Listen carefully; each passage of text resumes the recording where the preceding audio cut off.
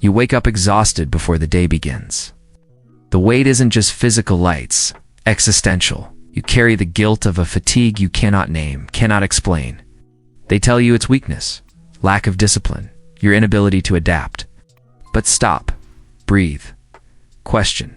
It's not about you. It was never about you. It's about a system that profits from your depletion, that feeds on your energy until you become nothing but a ghost of yourself. Burnout isn't a personal defect. A programmed functionality of a machine that needs your exhaustion to keep operating. Recognize. You're not broken. You're being systematically drained. Notice how everything is designed to keep you in perpetual motion.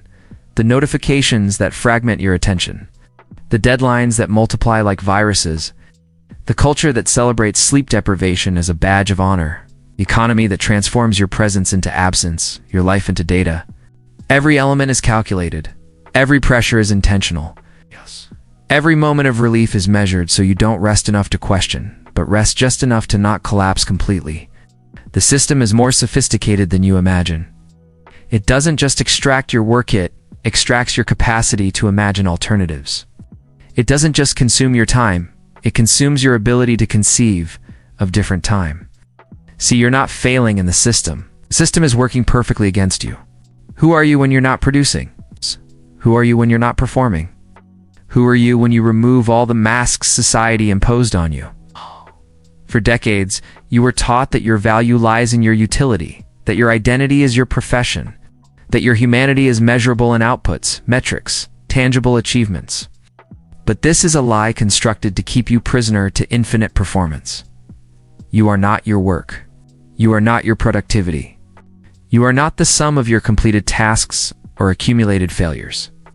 You are a complex universe of sensations, thoughts, dreams, and possibilities that cannot be quantified. Begin to disidentify. Begin to remember that you existed before entering the system, and that you will continue existing after deciding to leave it. Why do you accept that 40 hours weekly are natural when they could be 20? Why do you accept that vacations are privileges when they should be basic rights? Why do you accept that rest is laziness when it should be sacred? Question everything. Especially what seems obvious, inevitable, natural, because none of this is natural.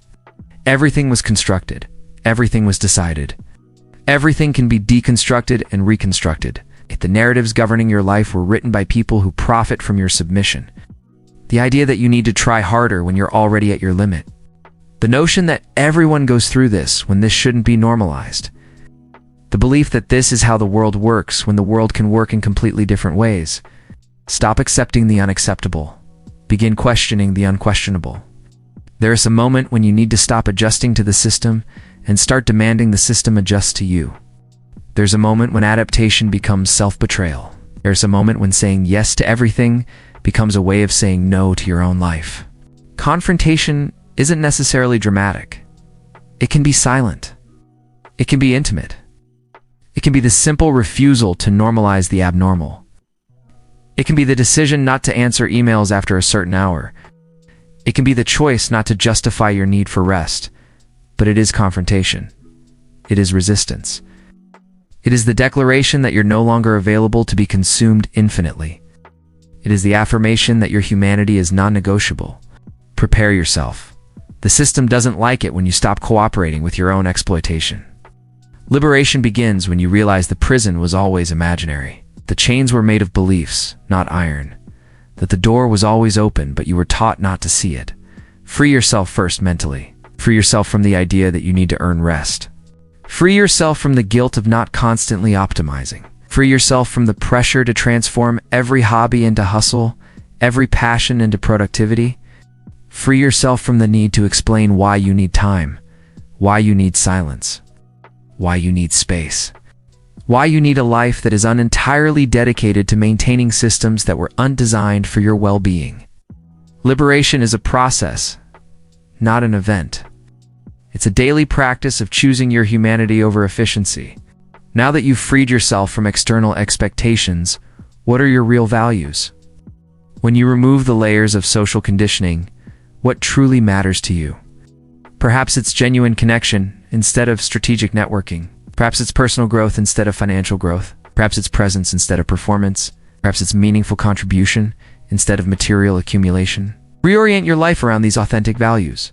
Not the values that were sold to you, but the values that emerge from your heart when you stop running long enough to hear what it's whispering. This reorientation isn't a luxury, it's a necessity. It's the only path to an existence that is genuinely yours. Now you reconstruct. Not according to the blueprints imposed on you, but according to your own interior architecture. Create systems that serve your humanity, not consume it. Reconstruct your routines, prioritizing restoration. Reconstruct your relationships, eliminating transactions and prioritizing connections. Reconstruct your career, aligning it with your values, not others' expectations. Reconstruct your relationship with time, treating it as sacred, not as a resource to be maximized. Reconstruct your relationship with success, defining it in terms of well-being, not accumulation. Reconstruction is an act of conscious creation. It's the art of designing a life that is sustainable, not just productive. Now you integrate everything. Live consciously in a world that still operates by old paradigms, but without being governed by them. You become a living example that other forms of existence are possible. Integrate moments of pause in a world that never stops. Integrate authenticity in a world that values performance. Integrate humanity in a world that prioritizes functionality. You don't need to evangelize. You don't need to convince anyone. You just need to live so integrated that your existence becomes a silent question for those still imprisoned by old systems. Integration is revolutionary because it's sustainable. It's proof that real change is possible. Now you're no longer the same person who began this journey. You've transformed from passive consumer of systems to conscious creator of realities. You've become immune to chaos because you've found your center. Your transformation, inevitably, inspires transformation in others. Not because you preach, but because you live. Not because you teach, but because you demonstrate. Not because you convince, but because you embody. The system will try to bring you back. It will try to convince you that you're being irresponsible, impractical, idealistic. But you know the truth. You're not escaping reality. You're creating a new reality. This is the deepest revolution. The transformation of a human being who decides that their humanity is more important than their utility. That their peace is more valuable than their productivity. That their life is more sacred than any system that tries to control it. It's not burnout. It's by design. But the design can be changed. And change begins with you. See you in the next.